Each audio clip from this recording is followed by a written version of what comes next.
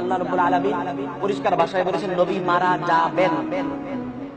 কোরআনে এসেছে মারা গিয়েছেন, এই কথা কেউ যদি দাবি করে কোরআনে আছে সে মিথ্যা কথা বলবে। এটা তো অসম্ভব। এরকম কথাটা বলাটাও একটা কেমন যেন মনে হয়, একটা বোকামি ধরনের হয়ে যায়। এক নম্বর পয়েন্ট হচ্ছে যে কোরআন কারীমের মধ্যে এসেছে আল্লাহ রাব্বুল আলামিন পরিষ্কার ভাষায় বলেছেন নবী মারা যাবেন। কোরআনে এসেছে মারা গিয়েছেন, এই কথা কেউ যদি দাবি করে কোরআনে আছে সে মিথ্যা কথা বলবে। মারা যাবেন এই ওয়াদা করা হয়েছে। হাদিসের মধ্যে রাসূল কারীম সাল্লাল্লাহু আলাইহি ওয়াসাল্লাম জবানে বলেছেন। জি আচ্ছা, হাদিসে রাসূলের জবানে মারা গিয়েছেন এই মর্মের কোন হাদিস অসম্ভব। রাসূল মারা যাবেন এই কথা এসেছে। মারা গিয়েছেন হযরত আবু বকর সিদ্দিক রাদিয়াল্লাহু তাআলা আনহুর বক্তব্য এবং পরবর্তীতে উম্মতে মুসলিমা সাহাবায়ে কেরামের ইজমার দ্বারা প্রমাণিত।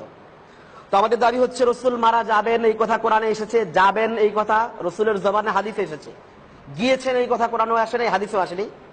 সাহাবায়ে কেরামের ইজমার মাধ্যমে এবং পরবর্তীতে মুসলমানদের ইজমার মাধ্যমে প্রমাণিত রাসূল মারা গেছেন। উনি একটা কথা বলছিলেন যে কোরআনে আল্লাহ বলেছেন মাইয়িত, মরে যায় নাই, মরে যাবে, মরে যাবে বলা হয়েছে, মরে গেছে বলে নাই। এই কথাটা আমি মনে করি যেহেতু রাসূল সাল্লাল্লাহু আলাইহি ওয়াসাল্লামের জীবদ্দশাতে কোরআন নাযিল হয়েছে, তো ওনার জীবদ্দশা অবস্থায় কিভাবে তুমি মরে গেছো নবী এরকম কোরআনের আয়াত নাযিল করতে?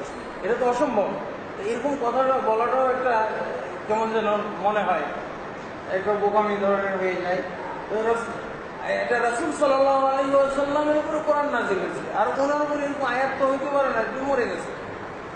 এটা বাস্তবতা হলো মাইয়িত, আর বাস্তবে দেখা গেল উনি মারা গেছে।